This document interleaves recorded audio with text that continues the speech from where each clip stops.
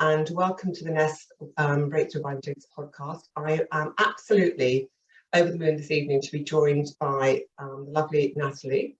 Natalie's dialing in from Florida. I'm in the UK. I think at the moment we've got similar temperatures, which is kind of unusual for the UK. We're having a real heat wave over here, so which is great to see so much sunshine. But I'm really pleased that you've been able to join me on the call today. The reason I'm so excited about Natalie joining the call today is that she comes from a really exciting background, and something which is kind of unusual for Natalie's background, some of Natalie's background, to actually come into the world of bioenergetics and NES Health.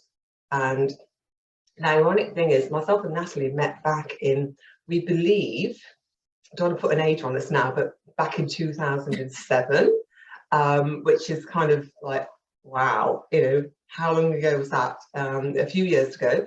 And I was only just getting started with NES and starting my journey at that time as well. So just as a way of an introduction, I'm going to read my notes because I can't remember all the details, and I hate to get it wrong when explaining where somebody is actually coming from. But Natalie is originally from a former part of the Soviet Union.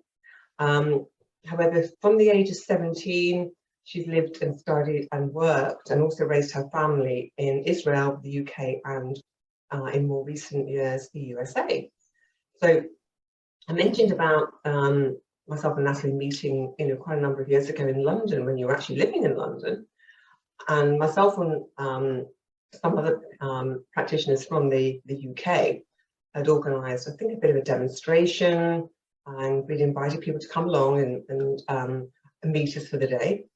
And Natalie kindly came, I think, with one of her colleagues. And I know at the time, I don't remember all of the conversations, but, you have admitted that you didn't really buy into everything that we discussed on the day. However, you had quite a big healing response or healing journey with some of the pharmaceuticals that you took away.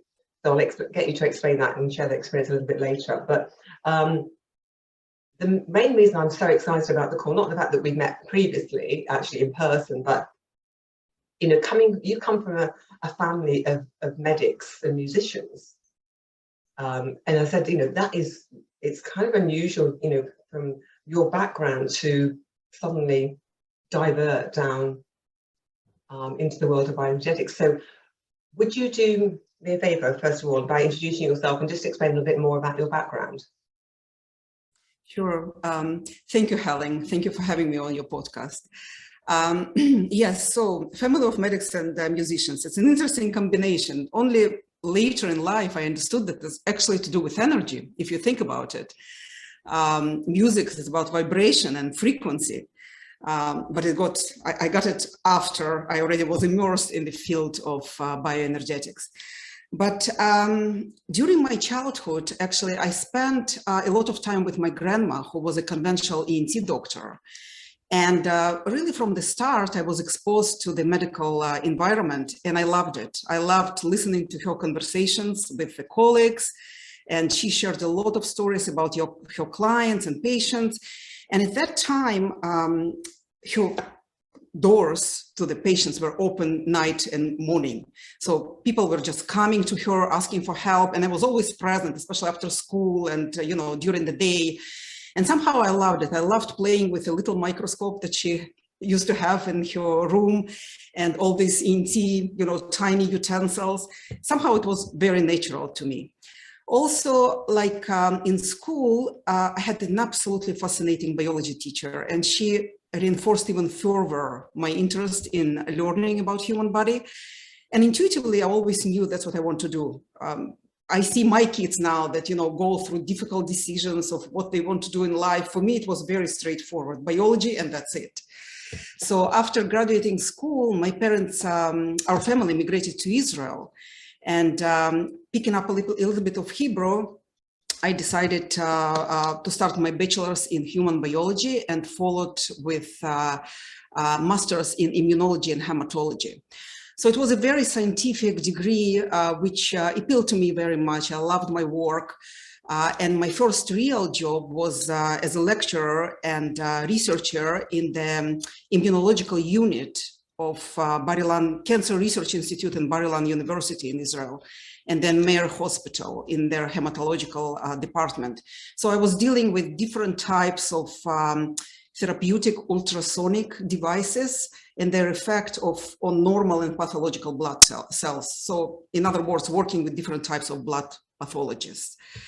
And then what happened is my husband, I got married, and my husband got an offer to go and study MBA in the States. That's how we moved to the States. And there I continued, it was Pittsburgh first and then New York. So in Pittsburgh, I continued my professional career by working in, again, immunological lab of Pittsburgh Hospital for Transplantations. And I was dealing with different types of childhood leukemia. Again, working with blood, that was my expertise at that time. Then we decided to start a family, and I had a very unexpected and traumatic emergency C-section that caught me just in a state that literally from going from the regular doctor's visit, I found myself in the hospital and with a baby in my hands. We almost lost him, but thankfully, he grew up to be a very healthy and intelligent young boy who just graduated college recently. But this experience impacted me in a way that I could not go back to work in a lab, not to mention hospital environment in general. So I literally needed to do something else apart from health. That must have been quite a challenging decision for you to make, because, I can already hear your passion, from being a young child and, playing, with, the medical equipment, and all of a sudden it's like, I don't want to do that anymore. Wow. Yes, it was a disaster. It was a lot of, it was very late hospital stays and neonatal units. And it was just something that perhaps put a little something in my consciousness that prevented me to go back and work in this environment. Yeah. So I completely changed the route of my career. I went to study something that I don't even now understand how I chose that, but I went to study web design. And very soon after, my husband got a promotion to go and live and work in London. So we moved to London, and I worked in a telecom company as a web designer. So something just completely different from whatever I used to do before. Yeah, so it was this actually part of the work. It allowed me to explore the creative part of me, and maybe that's what I needed at that time, but something was clearly missing. I remember searching and researching different degrees from one side, but from another side, I had a lot of resistance to going and to work back in a laboratory and hospital or any other medical facilities. Yeah. Okay, so obviously, moving to London, and then obviously continuing, what was the sort of the next part of that journey? Because I understand that you had, like a lot of people, started to suffer some health challenges along the way. Yes, so you know how in life, not always you want to make decisions, but then the universe decides for you based on whatever you broadcast to the world. And perhaps I broadcasted my missing link, and I'm so lucky that I did it. Because what happened is, in search of a different energy outlet, I would say, of finding peace with just juggling jobs of not really what I wanted to do in life, and young family. We already had our daughter at that time, and my husband's career that required a lot of business travel. So he was away from home for, for long periods. I decided to immerse myself in the fitness field suddenly, which is again not very, not something that I planned to do. So I started to be interested in all those Krav Maga and aerobic classes, and I remember really loving kickboxing and all these different aerobic, routines. And I found a local tennis clinic and started to play tennis competitively that I never did before. So it was, now when I look at that back, I think, oh my God, like what was I searching for? But what happened, I was literally killing myself in physically in all those, things that I was doing, till one day I collapsed with physical exhaustion. It's all started with a very sort of easy stomach virus, but I couldn't shake it off for half a year. And then it continued with different rounds of tonsillitis. I required a lot of antibiotics, and it was on and on and on. And I was becoming weaker and weaker and really could not come back to what I was before. And I remember around that time, we had a skiing holiday planned, family skiing holiday. And I was so uncertain that I'm even fit, to go to something like that. I called my doctor again and I asked his permission. And he told me, Natalie, everything is fine with you. All your labs are good. Everything physically is good. It's all in your head. But whatever it was, in my head or not in my head, I was so weak and so not myself that I just was completely sort of, from my perspective, I couldn't even continue with normal life maintenance, things like looking after the kids and cooking. But we went to this holiday, and of course I didn't ski, but I managed some brisk walks, in fresh air. And one day I remember I was sitting in a gondola and the whole right part of my body went numb. Wow. Right hand and right leg. When I came back to the hotel, I started to research, and that was my mistake that I made at that time. I put myself into such panic and anxiety that I lost sleep. I was just panicking in the middle of the night. I was just waking up with those terrible dreams. I just couldn't understand what is wrong with me, really. And when we came back to London, I visited a few neurologists. They ran all those sophisticated MRIs of the brain and spine and CAT scans. And luckily everything came back normal. And as an exclusion, as a diagnosis of exclusion, so to say, they said, you're having fibromyalgia. And mind, I'm talking about 20 plus years ago. Wow. I knew nothing about it. It was something that, I didn't even, hear this term before. So I started to research. And this neurologist put me on antidepressants. And although physically I started to somehow get a little bit of relief, my head that time really had that I understood my mental state, all those panic attacks and anxieties, I was not at the right place. And reading about antidepressant as well, I really didn't find it comfortable, to stay and take it for a long time, because I was having terrible side effects of, losing hair and excess tiredness, like a lot of side effects that I don't even remember now. But in my research, I came across a nutritional therapist. And this lady, bless her, she put me back together. And Helen, it's so fascinating how after all those courses of like parasitology, microbiology, genetics, whatever I took during my degrees, we didn't learn very simple things of how to eat normally, how to sleep enough, how to think good in a way. So all this was completely foreign to me. Whatever I was thinking I'm doing right, I was so mistaken. And this nutritional therapist, she was brilliant. I learned so much from her. But most importantly, I started to come back to normal slowly. Of course, it didn't completely heal me, but I was better and better with each day. So it was tremendous experience with her, after which, actually, funny enough, that's how things work in life sometimes, that yes, I resisted to go back to the medical field, but this experience brought me back to medical field. And I lost this fear of being in the medical environment. And I decided, I didn't even think twice. I just overnight almost decided to start researching, nutritional degrees. And I went back to school and studied nutritional therapy. Wow, wow. I love that phrase, putting you back together.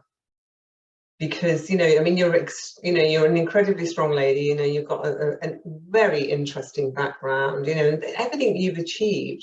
And then, you know, I can't imagine how you would have felt, you know, literally like your whole body's breaking down, and to be given this diagnosis of fibromyalgia, here's scientific, you know, off you go, and you're like, is this it? And how, you know, and the sad thing is that's actually, you know, you're not isolated in that respect, are you? You know, that we hear about that all the time. And, you know, thankfully, you know, you were able to go, you know, I'm going to do some research because there's got to be another way.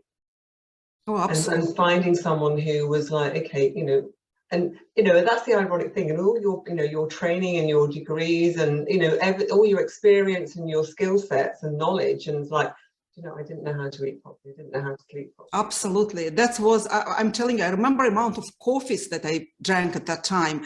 And specifically, you know, with heavy cream and lattes. I liked latte. I remember saving on calories, literally counting. That's what we learned in school, right? Counting calories. Sort of missing lunch on purpose in order to eat a nice dessert after, because I was thinking, okay, it's only about calories, right? It's only about biochemistry. It's nothing to do with how you nourish your body. I knew absolutely zero. I knew nothing about nutrition. And it was, if not us who come from the medical field or biological field, I would say, how do we expect other people to know about that? That is a really good question. I would love somebody to be able to answer that question for us. But no, that's a really interesting question.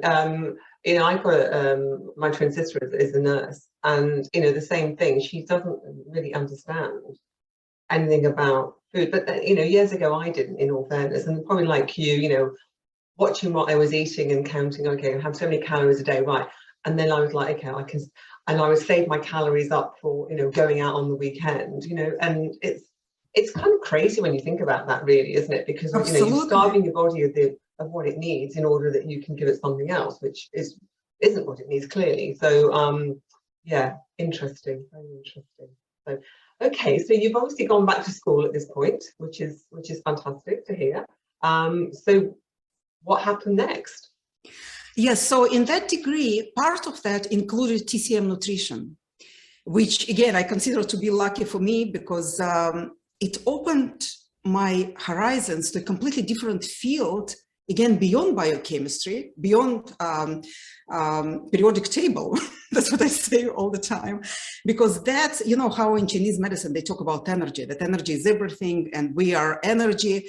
So they divided, you know, any ingredient, any herb, food component, plant, whatever, they divide it to different categories based on 5 elements theory. So for example, food has its own temperature, not that we heat it on purpose, but when it's assimilated and digested in our body, it has a different temperature, whether it's cool, neutral, hot, you know, warm, and so on. Then they divided it by different tastes, like sour, bitter, savory, sweet. And most importantly, they used to divide it to the action and assimilation of sort of carrying a specific ingredient through the meridian to a certain organ or tissue. And that was my really sort of first physical encounter with the term energy before, because with my background, we did not discuss it over the dinner table. You know, it was something, you know, everything that we cannot touch, it's not existent. And this energy, it was like weird, you know, introduction and weird component, but somehow I liked it. You know, it talked to me. And I think I was lucky enough to experience it during my degree. And since graduating, I use traditional Chinese medicine nutrition in my practice on a daily basis. Wow. But then as a nutritional consultant, it happened to me to work in the psychological clinic in London. It was an integrative clinic. And we had different practitioners on board. So we had a doctor who is a psychiatrist, and then different practitioners like psychologists, acupuncturists. We had aromatherapist, massage therapist, myself doing nutritional therapy, and so on. And once a week, we had staff meetings where we discussed the progress of the clients. And it was like an aha moment for me. that suddenly I realized that no matter how precise I am in my biochemical assessment and correction of like excess, nutritional, excess or deficiency, if the mind is not following, I am not able to get long-standing results with my clients, and including myself and my family as well. So we do need, it was like something that literally rang the bell, suddenly stop dividing body and mind. It's one unit. Don't leave your body in the living room and your mind in the kitchen. That's what I always tell my clients. Bring and integrate them together, because it just doesn't work otherwise. Yeah. So again, I look at that as very thankful. I remember also, because of the psychological clinic, they specialized in disorders of anxiety, panic, bipolar, schizophrenia, very sort of specific eating disorders, yes, of course, but very specific mental state disorders. And I thought, what am I going to do there as much? But I underestimated the importance of nutrition and energy in that field. And today we know that, but back then, I'm talking about maybe 15 years ago from now, 15, 17 years ago, to me, it was all foreign.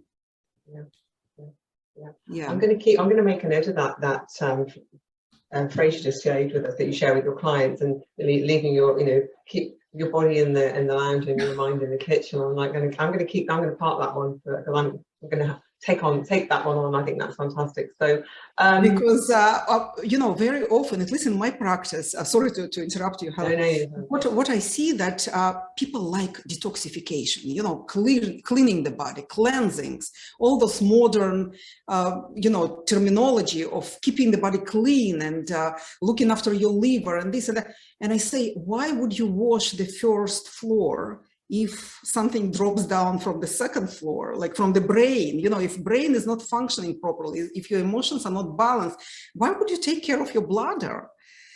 Yes, symptomatically, you will, make yourself a little bit better. But if you do not connect it with why you have problems with the bladder will leak again, this way or another. So it's almost like, don't waste your washing clothes to, make an order in the first department if the upper department doesn't work. I see it all over and over again.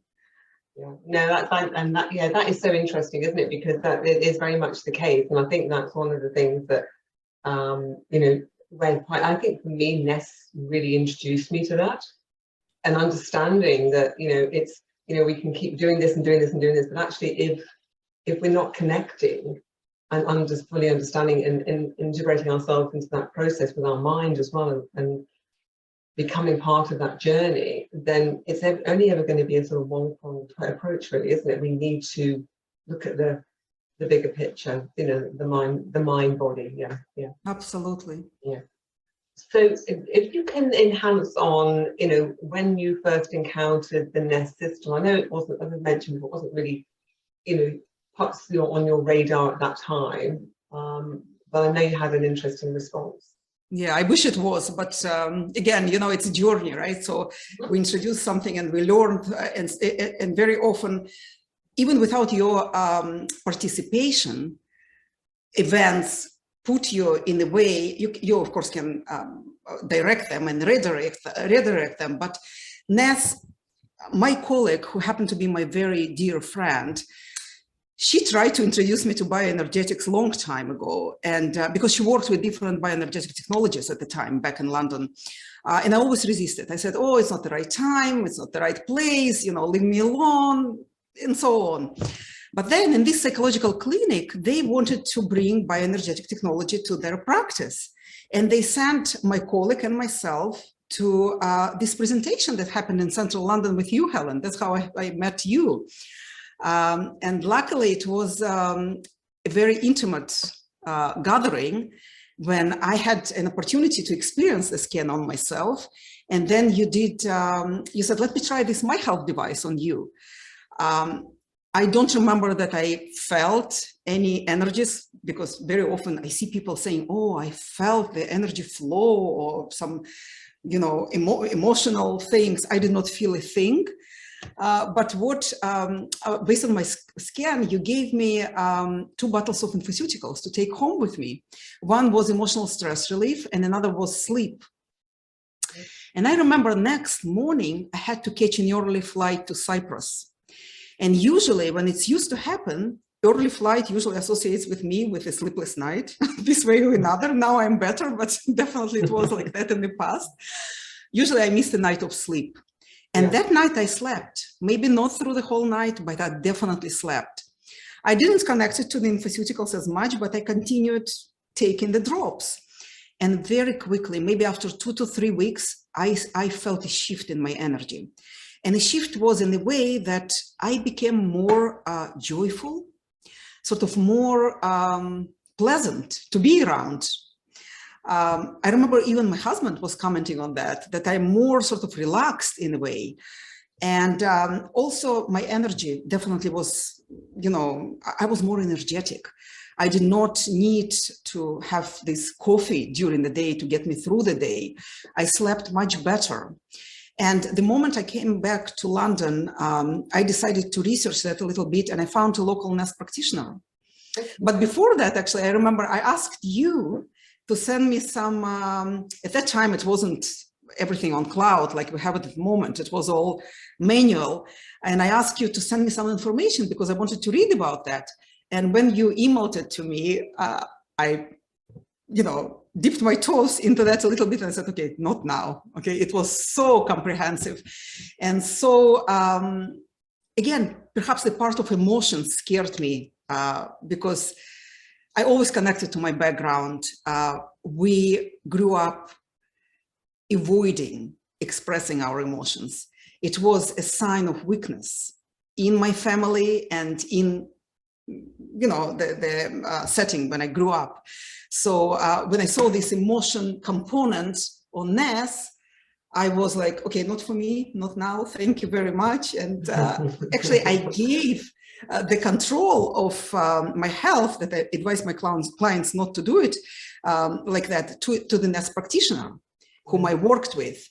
But what I saw when I was doing those scans with her and taking infoceuticals, very subtle changes that I didn't even wanted to improve at that time, they got better.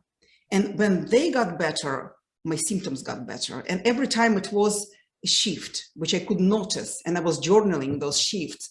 And I clearly knew that there is something in the system that completely different to what I knew before. And that's how I started my research with NES. And not only NES, actually, I was quite I wanted to research most bioenergetic technologies existing on the market at that time, but somehow I was bouncing back to NES all the time. Yeah. And now I understand why. I understand what I love about that the most. Yeah, it's just fascinating, isn't it? That, if other people were noticing that some changes were happening. Mm-hmm. And often that can happen with a client, then, not necessarily notice anything themselves, but then other family members and friends will notice and say, are you doing something different? And they're questioning, what is it you're doing? Because you're definitely different. But they don't know exactly, how, but yeah, most people, perhaps they're doing a bit calmer. People used to say to me, you're not as manic as you used to be. I was I was never manic. And actually, that was my default. It's like, no, I was never manic because I wasn't manic. And, and yes, actually I was, but I became calm. I became calmer. I became almost nicer to be around. Absolutely, absolutely. And that's what I sometimes hear from my clients as well, that some family members or their friends comment. And this is so important because balancing energy, body follows your mind and your energy. Yeah. And we all know that, right? It's just because we cannot touch it and cannot maybe measure it, in some sort of scientific terms, we omit it. But the experience shows, our life experiences show that this is it's a scaffolding to anything else that happens in the body. So I can only imagine that your family were absolutely delighted when you chose to follow You mean sarcastically delighted? That was a little bit sarcastic, and I didn't mean in a sarcasm way. I think I was trying to be funny. It wasn't funny, but I can just imagine your family were like, Natalie, what are you doing? Yes. Yes. And because it is obviously very different from, your background and, the mainstream medicine and, and everything that you've learned and that field that you'd worked in. So if it was, obviously, we could go back to sort of seeing your clients as a whole, and can you sort of kind of like go into and perhaps explain more about that and how you now use NES or bioenergetics with your clients and how you help other people? Sure. First of all, I keep it as a core of my practice, this way or another. And you know how we have to ask for permission for the client to be scanned. And of course, I always do that. But whatever reason they come to see me for, I always ask their permission, can I scan you? Even without them understanding about it or in much details. And most of the people, I would say 95% of clients, they agree to that. Before that, when I was practicing soul nutritional therapy, I was requesting very detailed intake forms from my clients. I still request intake forms, of course. Yeah. But at that time, before even seeing the client, I was having a snapshot or a picture in my head of how my protocol with this particular client will look like. I would say 90% of my consultation was covered already before I even saw the client.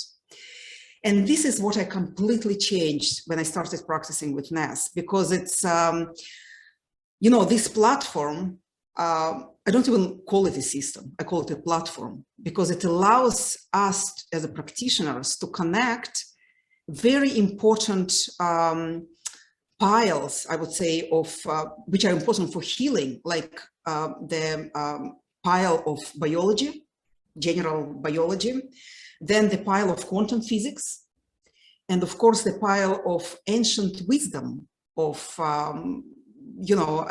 chakras and traditional Chinese medicine meridians and brain holograms and everything that we see on the scan.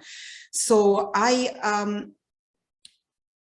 take now intakes, okay, I swiftly look at them to get a just broader picture of understanding what it's all about.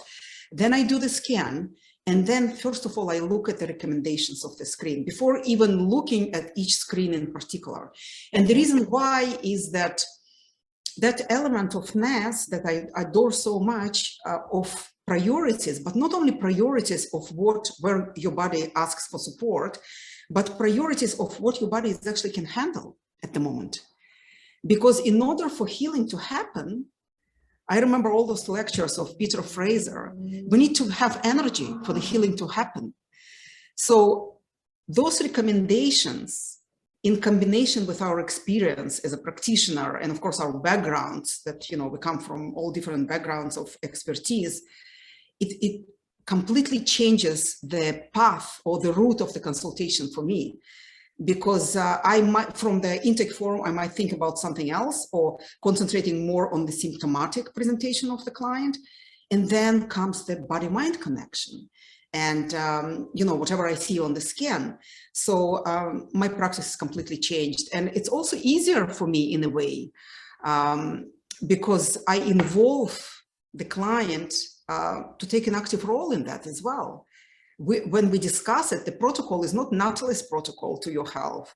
It's Natalie, just a simple facilitator. You are doing the healing. And this system, this platform allows both of us, you and me, to decide what will be next. And that's the beauty of that. And had a great impact on my practice. I think that, sorry for interrupting you then, but, that was like, you're sort of like, are you reading my notes here? Because that's exactly what I would have wanted you to say, because that really is what we see, isn't it?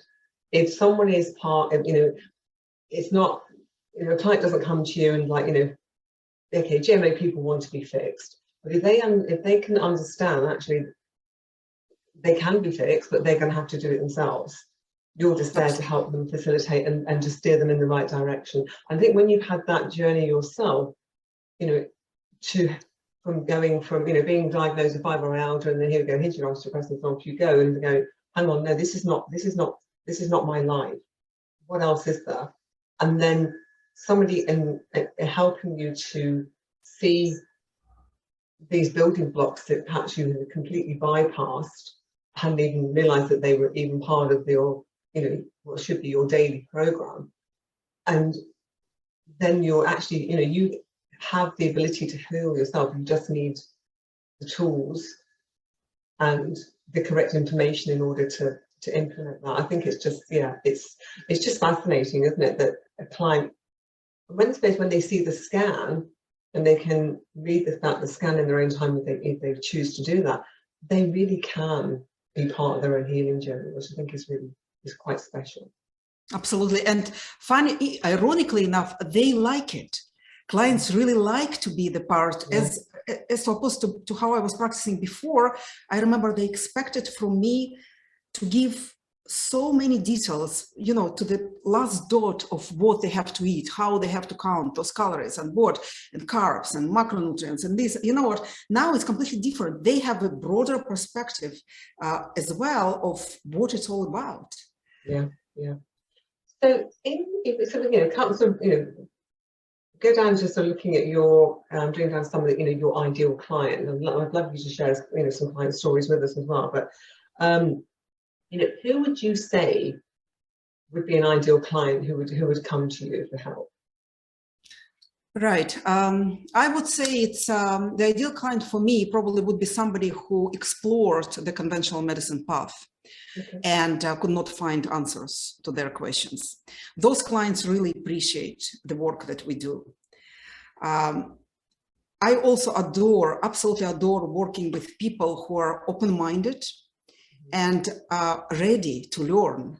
Because again, I'm trying to emphasize the fact with my clients that I am not doing anything for them. I am just literally an educator or the facilitator whose job is to bring and sort of summarize in a way or conclude some information that is based on my expertise, but they are doing the healing. So those people, I can see the sparkle in their eyes. Sometimes they want, you know, they grab this information and they call me and they text me and they ask questions. I, you know, I just recently thought that I will introduce it in my practice. I will sort of give them little gifts for being interested, you know, sort of a little gratitude from me, because I also, first of all, I get better results with them, and it's important for me as a practitioner. And second of all, it's them getting better results as well, and much quicker results. So this type of clients that are really interested and open-minded is probably one of my best ones. But also I call myself specializing in fibromyalgia, chronic fatigue, and neurological disorders. It's just my main interest after my personal experience. So those people, I would also call them my ideal client, because the symptomatic of, I call it umbrella of those syndromes, it's not even a disease, it's a syndrome, right? That includes a lot of components. It's so sometimes severe and so complicated that it's completely different from clients who come to see me just for the weight loss or just for anti-aging or, you know, more simple things, which are also very important. I don't underestimate of importance of that, but those people, they are so depleted on many different fronts that they really value your job, and they take, you know, a very sort of strong role on participating on their healing journey. Yeah, fantastic. So, would you be happy to share some of, you know, couple of client stories with us? I know you've got lots, so. Oh, yeah, thank you, Helen. Yes, so one story that I would share is about, it was a funny one actually, but had an impact on my practice as well in a good terms, that I learned, you know, we learn from our clients all the time. And I love myself learning from them. I'm so grateful for doing this work for them as well. It was a gentleman, 55 years old gentleman, who came to see me for weight loss in particular. So this man, he came very late for the appointment. He did not fill my forms out. And the moment he opened the door of the clinic, he told me, you know what, I have to tell you something. I'm here because of my wife. She's nagging me to come and see you for my weight loss. So I decided I will come and see you. And by the way, I don't believe in all this energetic voodoo that you do. So try to fix me quickly. I'm in a rush. I have to go. So it was quite an opening, really, I remember. And I said to him, as I don't know much about you, I don't know your medical history and the reasons you come to see me for, how about I scan you? And he said, what is it all about? Energy. I read about it on your website. I don't understand. And I said, you know, I will just read your energetic field, electromagnetic field through this scanner. And we will go over the scan together and see. He agreed. You know, Helen, ironically, after his results showed up on the scan, he sat down very comfortably and suddenly he just forgot about him being in a rush. And he started to open up and he started to look at the scan with me, not just demanding, you know, you, and I will be just fix me. And he started to share that he was obese for the most part of his life, since his childhood, actually. He was so overweight that he couldn't exercise, not because he didn't want to, but because he was so heavy that every time he would start raising his heartbeat a little bit, he became sweaty and couldn't breathe. His ankles were swollen, and he could not literally do any physical activity. More than that, I learned from him that in his childhood, he was ill with tonsillitis many times, to the point that his tonsils were about to be taken out. And even in his teens and at his college, he was ill, chronically ill with tonsillitis infections. And he was on a lot of antibiotics.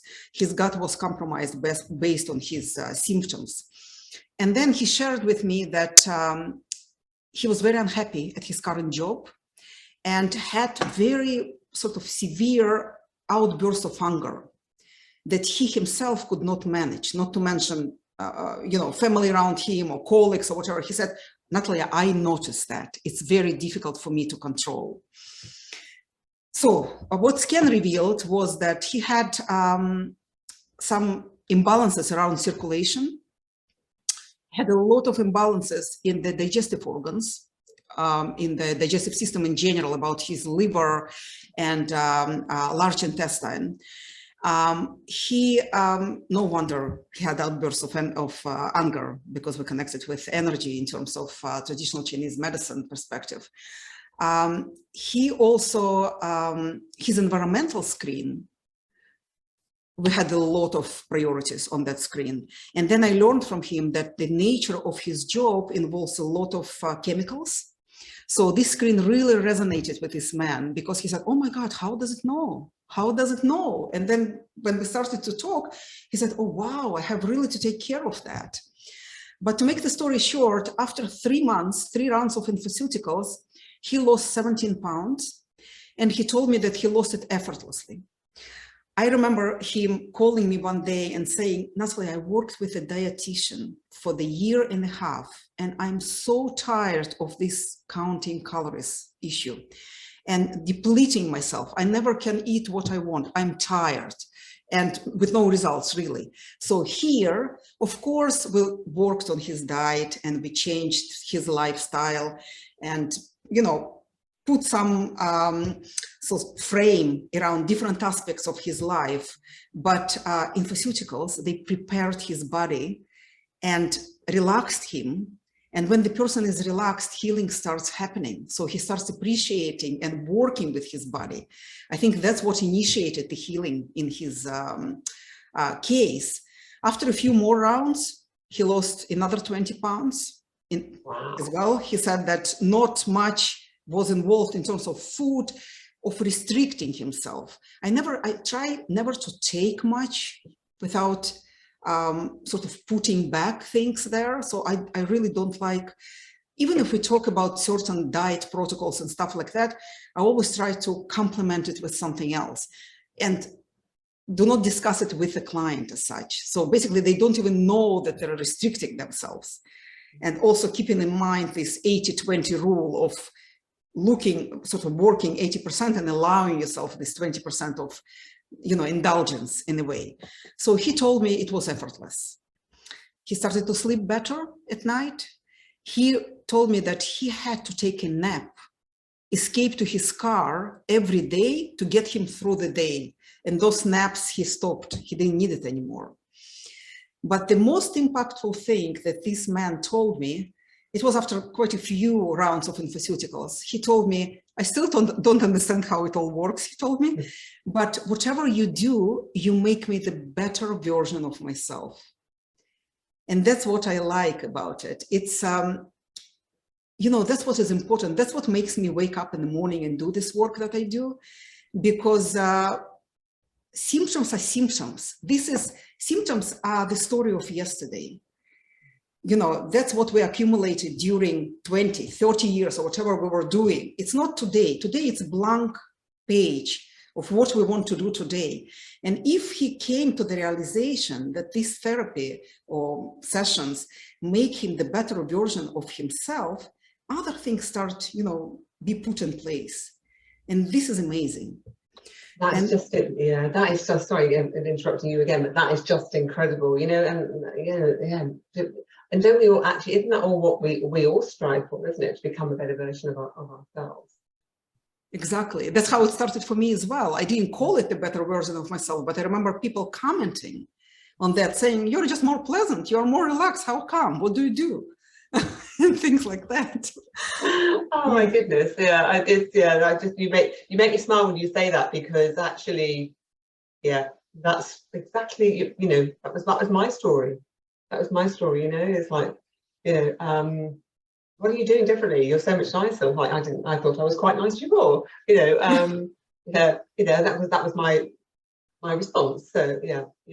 Okay. That is such a beautiful story. I mean, as you said, that's not, you don't really focus on weight loss per se, but actually when people come for weight loss, it's actually there's something else that's going on, isn't there? Oh, absolutely. That's what I always tell them. The deeper healing needs to be happening, because there is a reason for you not to being able to lose weight. And it's not always calories, it's not always food. And I started to call myself or my practice integrative health coaching.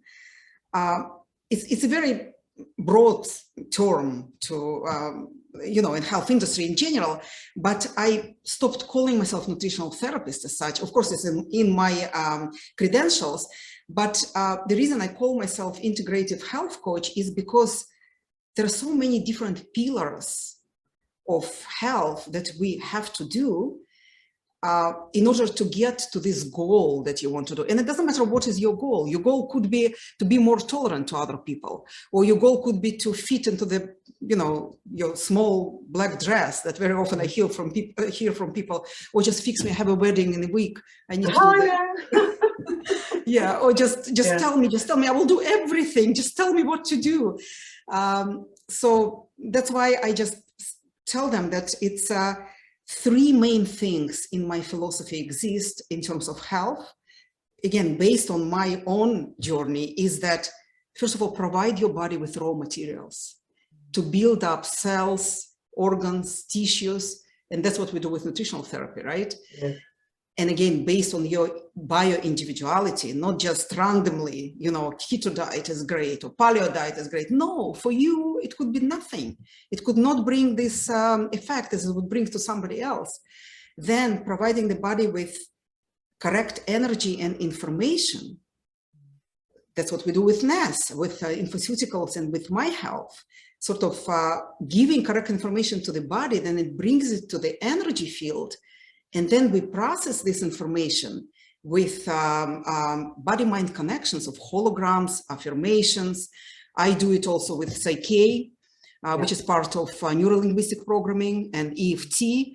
But it's the umbrella of Yeah. things Yeah. and never divide again, like, okay, weight loss is connected to your physical body, or I don't know, emotional distress of the heartbreak is connected to your mental body. No, they are all connected. And maybe that if we still have time, I want to share another story actually that just came Please, to no, mind. absolutely, yeah, go, yeah. Of this connection, actually, that was mind-blowing case to me that I learned a lot from. It was a baby girl, 9-month-old baby that was brought to me by her mom. And their main concern was eczema, severe eczema in the baby's, on the baby's body, especially in her arms and groin and in different parts of the body as well. And, you know, I looked at the medical history of the baby and I could not see anything, any culprits, anything like, you know, will really sort of raise my attention. And I started to ask the mom what was going on, and maybe she can share some additional things, because everything was just perfect in her medical history. And the mom was also very, very educated in the field of nutrition. So she knew how, because eczema, yes, is to do with your liver, of course, with the health of your gut, and mental state as well, but physical state very important there. And she was very educated and did a lot of things on that matter. So I scanned the baby and I saw that her heart energy was very much imbalanced. It was a lot of parameters that showed that.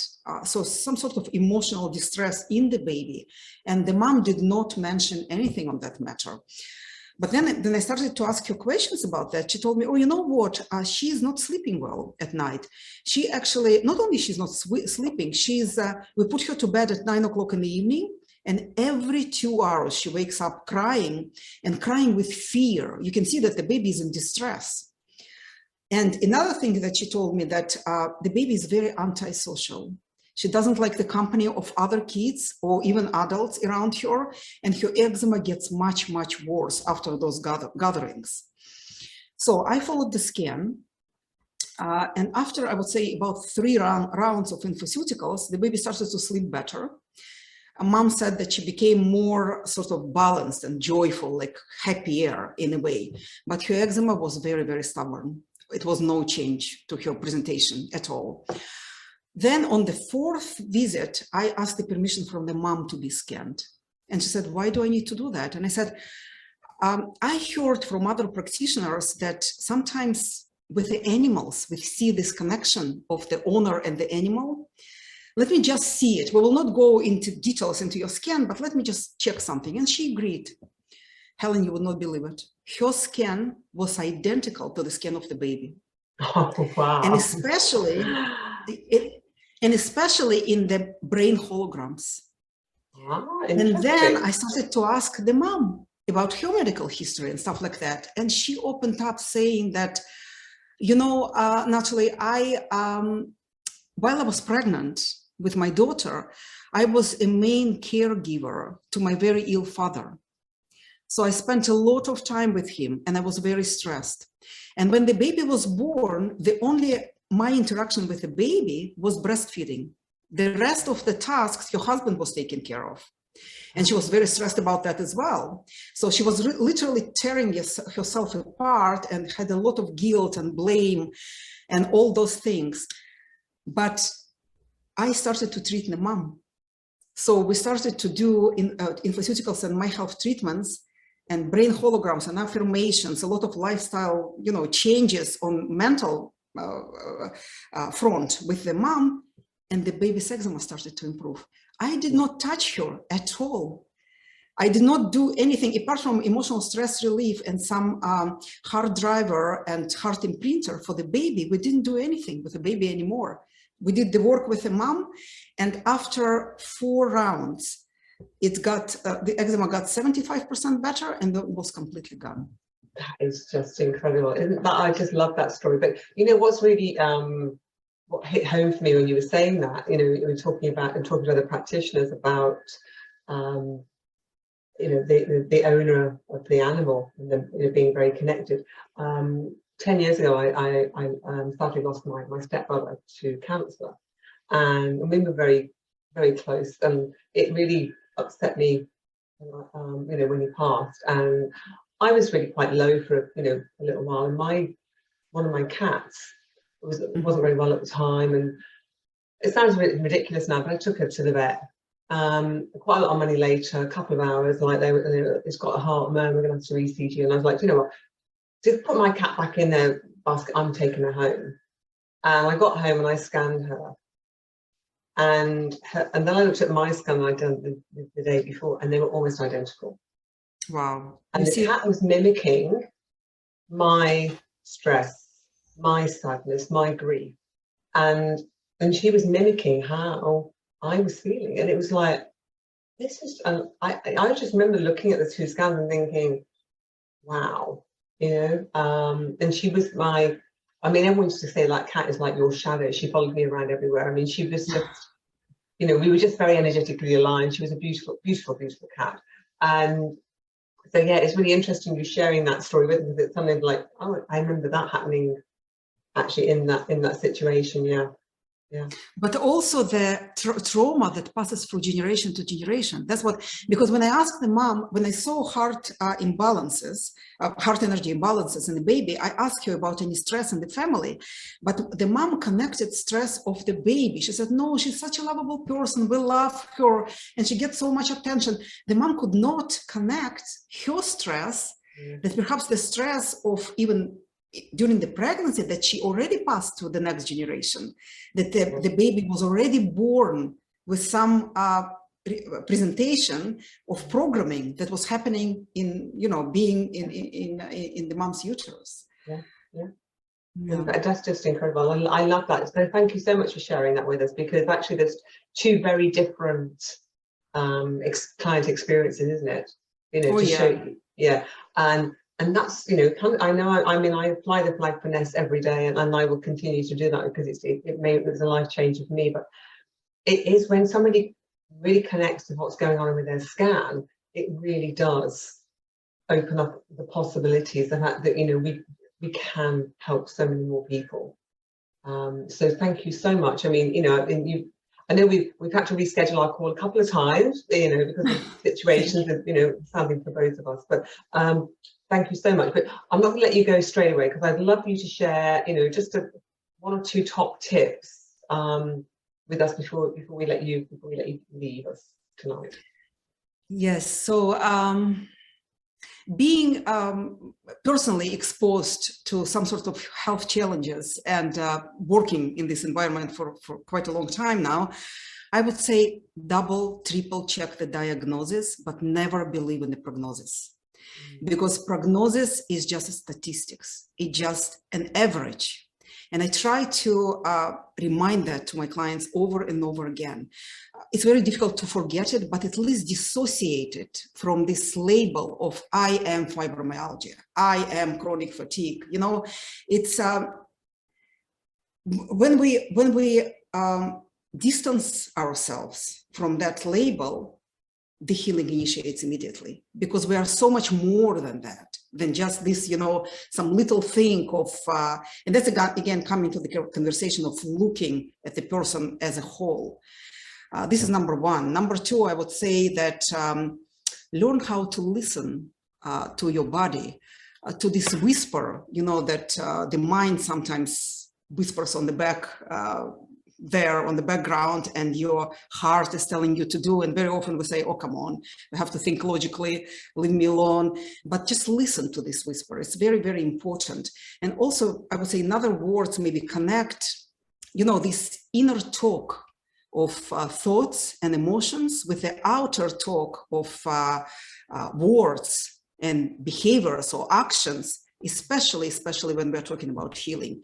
Because based on what I see in my practice, this is where we get biggest, I would say, you know, tremendously quicker remissions and results with the clients when they suddenly start learning how to listen and associate with their body and mind together, not separating that. Fantastic. Thank you so much. I mean, you are, you know, an inspiration to so many practitioners out there, and, you know, I really appreciate you sharing that and giving up some of your time today to be. Thank you, Helen. Thank you. And thank you for doing this job, connecting different us NES Health practitioners around the world. And it's from that, we have an opportunity to learn from each other as well. It's very important. And that's what it's all about, isn't it? Learning from each other and sharing and caring about each other as well. So it's wonderful. So I am just going to stop the recording now.